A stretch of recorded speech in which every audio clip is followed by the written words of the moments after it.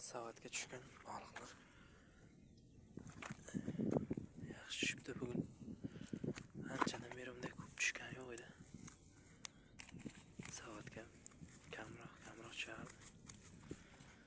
Bitta nima ham tushibdi, maydaroq jalon baliq.